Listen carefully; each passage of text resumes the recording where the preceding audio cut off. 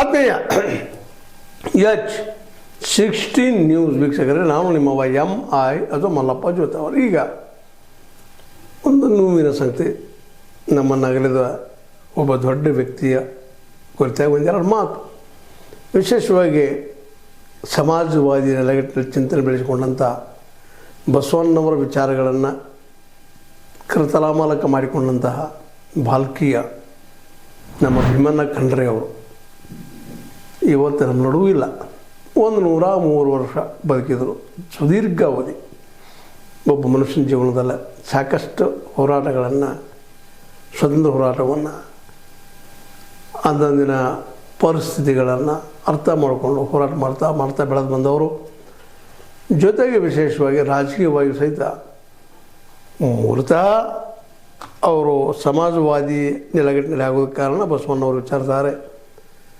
ಜೊತೆಗೆ ಕೇವಲ ಲಿಂಗಾಯತ ಒಂದೇ ಅಲ್ಲ, ವೀರಶೈವರು ನಮ್ಮವರು ಅಂತ ತಿಳ್ಕೊಂಡಂಥವರು.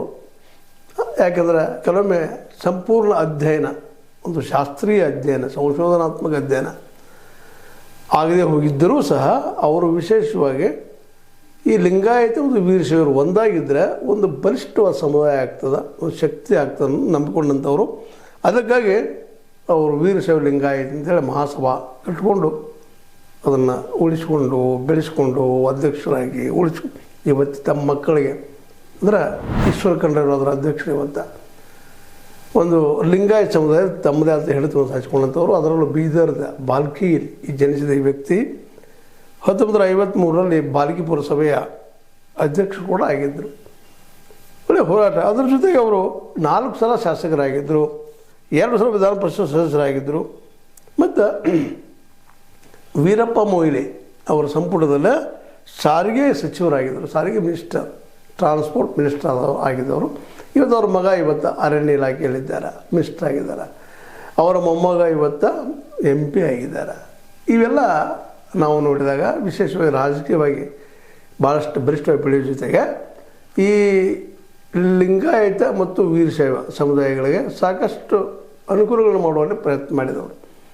ಆದರೆ ಬಡ ವಿದ್ಯಾರ್ಥಿಗಳಿಗೆ ಅಲ್ಲಿಯ ಶೈಕ್ಷಣಿಕ ಬೆಳವಣಿಗೆ ಸಲುವಾಗಿ ಸಾಕಷ್ಟು ಪ್ರಯತ್ನ ಮಾಡಿ ಅವರಿಗೆ ಅನುಕೂಲ ಮಾಡಿಕೊಡುವಂಥ ಪ್ರಯತ್ನ ಮಾಡಿದವರು. ಖಂಡ್ರೆ ಅವರಿಗೆ ವಿಶೇಷವಾಗಿ ತಮ್ಮ ಧರ್ಮದ ಮೇಲೆ ಬಹಳಷ್ಟು ವಿಶ್ವಾಸ, ಬಹಳಷ್ಟು ತಮ್ಮ ಒಂದು ವಿಶ್ವಾಸದಿಂದಾಗೆ ಬಸವಣ್ಣವ್ರ ವಿಚಾರಧಾರೆ ಮತ್ತು ವೀರಶೈವ ವಿಚಾರಧಾರೆ ಭಿನ್ನಾಗಿ ಕಂಡರೂ ಸಹ ಅವುಗಳನ್ನ ಅಳವಡಿಸಿಕೊಂಡು ಹೇಳ್ತಿಲ್ಲ, ಆಲ್ರೆಡಿ ನಿಮಗೆ ಒಂದು ಶಕ್ತಿ ಉಳಿಬೇಕಾಗ್ಯದ. ಇಲ್ಲಾಂದರೆ ಈ ರಾಜಕೀಯವಾಗಿ ಈ ಲಿಂಗಾಯತರಾಗಿರ್ಬೋದು, ವೀರಶೈವರಾಗಿರ್ಬೋದು, ಬೇರೆ ಬೇರೆ ಆದರೆ ಅವರಿಗೆ ಇಲ್ಲೇ ಆರ್ಥಿಕವಾದ ತೊಂದರೆಗಳು ಆಗಬಹುದು ಅನ್ನುವಂಥದ್ದು ಅವ್ರ ತರ್ಕ. ಯಾಕೆಂದರೆ ಅವ್ರ ಜೀವನವನ್ನು ಸಾಕಷ್ಟು ಸುದೀರ್ಘವಾಗಿ ನಡೆಸ್ಕೊಂಡು ಬಂದಂಥವ್ರು. ವಿಶೇಷವಾಗಿ ವೀರಶೈವ ಮತ್ತು ಲಿಂಗಾಯತ ಸಮುದಾಯದ ಮಧ್ಯದಲ್ಲೇ ಬೆಳೆದು ಬಂದಂಥವ್ರು. ಅದರಲ್ಲೂ ಬಸವಣ್ಣವ್ರ ವಿಚಾರದಲ್ಲಿ ಸಾಕಷ್ಟು ಪ್ರಭಾವ ಆಗಿದ್ದು. ಅದೇ ಕಾಲ ಪಂಚಪೀಠಗಳ ಬಗ್ಗೆಯೂ ಅವ್ರಿಗೆ ಗೌರವಗೊಳ್ಳುವಂಥವ್ರು ಆಗಿದ್ದರು. ಅಲ್ಲೇ ಭಿನ್ನಾಭಿಪ್ರಾಯ ಇದ್ದವ್ರಿಗೆ ಗೊತ್ತಿತ್ತು ವೀರಶೈವ ಮತ್ತು ಲಿಂಗಾಯತ ಮಧ್ಯದಲ್ಲೇ. ಆ ಭಿನ್ನಾಭಿಪ್ರಾಯ ಬಿಡ್ರಪ್ಪ, ಯಾಕಂದ್ರೆ ಬಸವಣ್ಣ ಬಹಳ ನಮಗೆ ಅನಿವಾರ್ಯ ಆದಂಥ ವ್ಯಕ್ತಿ.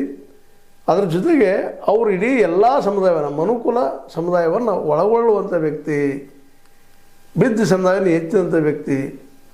ಅವರ ನಮ್ಮ ಜೊತೆಗಿದ್ದಷ್ಟ ನಾವು ನಮ್ಮ ಉಳಿವಿಗೆ ಒಂದು ಹಾದಿ ಆಗ್ಬೋದು ಅಂತ.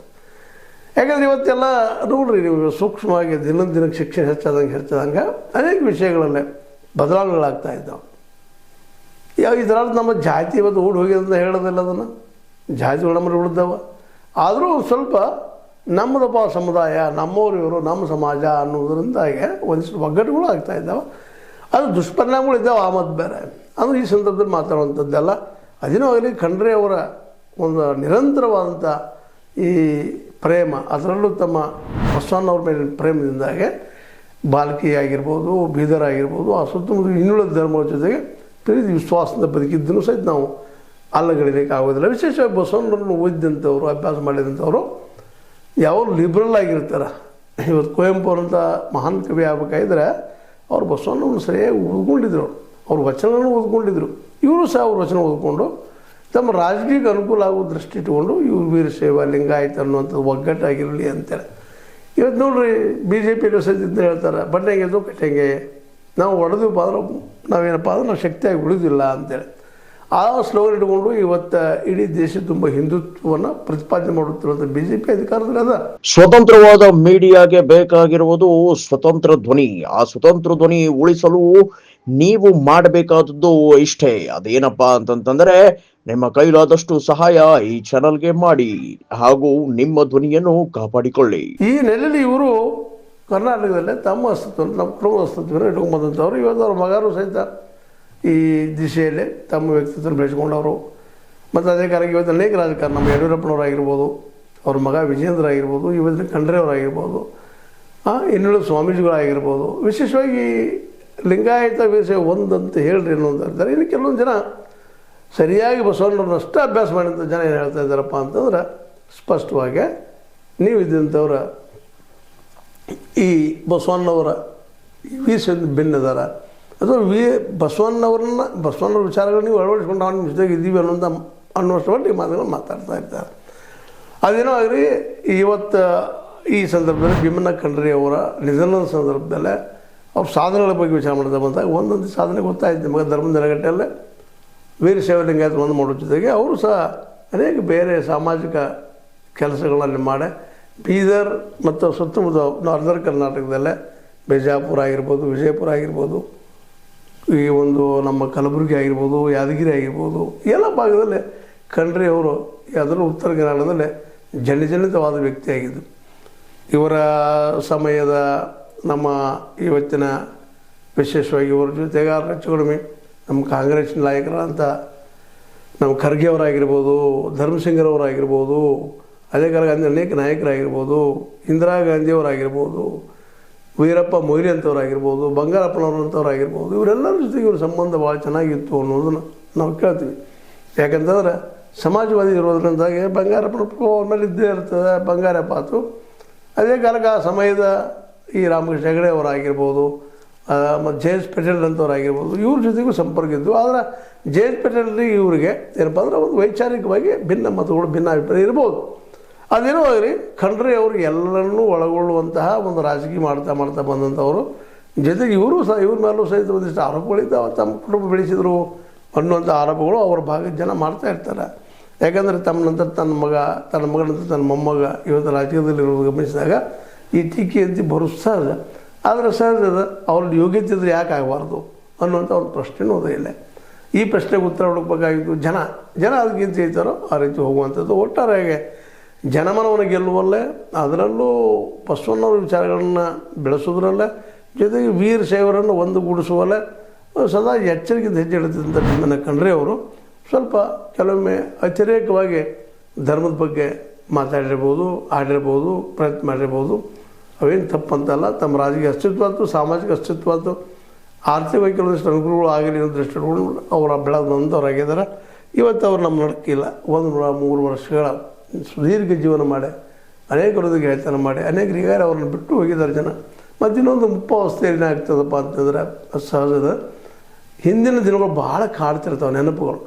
ನಮ್ಮ ಜೊತೆಗಾರರು ಓದಿದ್ದು ಮಾಡಿದ್ದು. ನಾನು ಇವತ್ತು ನಿಮ್ಗೆ ಕುಶವಂತ್ ಸಿಂಗ್ರ ಬಗ್ಗೆ ಹೇಳಿದ್ದೀನಿ. ನಾನು ನಿಮ್ಮ ಜೊತೆ ಚರ್ಚೆ ಮಾಡ್ತಾ, ಕುಶವಂತ್ ಸಿಂಗ್ರು ನಾನು 93-94ನೇ ವಯಸ್ಸಿನಲ್ಲೂ ಒಳ್ಳೆ ಚಿಂತನೆ ಇಟ್ಕೊಂಡಂಥ ವ್ಯಕ್ತಿ. ಆ ಸಂದರ್ಭದಲ್ಲಿ ಅವ್ರಿಗೆ ಅನ್ನಿಸ್ತಾ ಇದ್ದಿದ್ದೇನಪ್ಪ ಅಂತಂದ್ರೆ, ನಾನು ಒಬ್ಬ ಅಂತೇ ಆದ್ನಲ್ಲಪ್ಪ, ನನ್ನ ಜೊತೆಗಾರೆಲ್ಲ ಹೋದರು, ಹೆಂಡತಿ ಮಕ್ಕಳು ಎಲ್ಲ ಎಷ್ಟೋ ಜನ ಹೋಗಿದ್ರು, ಗೆಳೆಯರು ಹೋದರು, ಈಗ ನಾನು ಒಬ್ಬ ಉಳಿದಿದ್ದೀನಿ, ನನಗೂ ಈ ಸಾವು ಬರಲಿ ಅಂತೇಳಿ ಮುಪ್ಪವಾಸೆ ಅದು ಕಾಡ್ತಿರ್ತದೆ. ಆದರೂ ಇವರು ಮುಪ್ಪವಾಸ ಸ್ವಲ್ಪ ತೊಂದರೆನೂ ಆಗಿದೆ. ಇವ್ರಿಗೂ ಹಾಸಿಗೆ ಹಿಡಿದಿದ್ರು, ಮಾಡಿದರು. ಮುಪ್ಪಿನ ಪ್ರಭಾವದಿಂದಾಗಿ ಇವತ್ತು ನಮ್ಮನ್ನು ಅಗಲಿದ್ದಾರೆ. ಆದರೆ ಅವ್ರು ಮಾಡಿದ ಕೆಲಸ ಕಾಯಕ ನಮ್ಮ ಜೊತೆಗಿದ್ದಾವೆ. ಕೇವಲ ಮಿನಿಸ್ಟರ್ ಅಷ್ಟೇ ಅಲ್ಲ, ಈ ಹೇಳಿದ್ನಿಲ್ಲ ಆಲ್ರೆಡಿ ಬಸವಣ್ಣವ್ರ ವಿಚಾರಗಳನ್ನ ಮತ್ತು ವೀರಶೈವ ವಿಚಾರಗಳನ್ನ ಎರಡೂ ಉಳಿಸುವಂಥ ಪ್ರಯತ್ನ ಜೊತೆಗೆ ಸಾಮಾಜಿಕವಾಗಿ ಸಾಕಷ್ಟು ಒಳ್ಳೆಯ ಕೆಲಸ ಮಾಡಿದ್ದಾರೆ ಅಂಥೇಳಿ ಅವರ ಒಂದು ವ್ಯಕ್ತಿತ್ವಕ್ಕೆ ನಮ್ಮನ್ನು ಹೇಳ್ತಾ, ಅವ್ರು ಇವತ್ತು ನಮ್ಮ ಇಲ್ಲ ಅಂದ್ರೂ ಸಹಿತ ಅವ್ರ ವಿಚಾರಧಾರೆಗಳು ನಮ್ಮ ಜೊತೆಗಿದ್ದಾವೆ. ಯಾಕಂದ್ರೆ ಬಸವಣ್ಣನ ಮತ್ತು ಅದೇ ಕಾಲಕ್ಕೆ ನಮ್ಮ ಪಂಚಪೇಟೆಗಳನ್ನ ಒಳಗೊಂಡಂಥ ಒಂದು ವಿಚಾರಧಾರೆಯನ್ನು ನಮ್ಮ ಜೊತೆಗೆ ಬಿಟ್ಟು ಹೋಗಿದ್ದಾರೆ. ಆ ವಿಚಾರಗಳು ಉತ್ತಮವಾಗಿದ್ದು ನಿಶ್ಚಿತವಾಗಿದ್ದಾವೆ. ಬಸವಣ್ಣವ್ರ ವಿಚಾರಗಳಂತೂ ಸಮಾಜ ಪರಿವರ್ತನೆಯ ವಿಚಾರಗಳು, ಅವು ನಮ್ಮ ಜೊತೆಗಿದ್ದಾವೆ. ಅದು ಬಿಟ್ಟು ಇವತ್ತು ಖಂಡ್ರೆ ಅವರು ಹೋಗಿದ್ದಾರೆ. ಅವರ ಚಲನಿದ್ರೆಯಲ್ಲಿ ಅವ್ರು ಬದುಕಿದ ಬದುಕ ನೆಮ್ಮದಿ ಕೊಡಲಿ ಅಂತ ಹೇಳ್ತಾ, ಇದು ಇವತ್ತಿನ ಈ ಒಂದು ಶ್ರದ್ಧಾಂಜಲಿ ಸಂದರ್ಭದಲ್ಲಿ ಮಾಡಿದಂಥ ಮಾತುಗಳು. H16 ನ್ಯೂಸ್ ಅರ್ಥಾತ್ ಹೆಚ್ಚು ತರಮ ಸತ್ಯ ವಂದನೆಗಳು.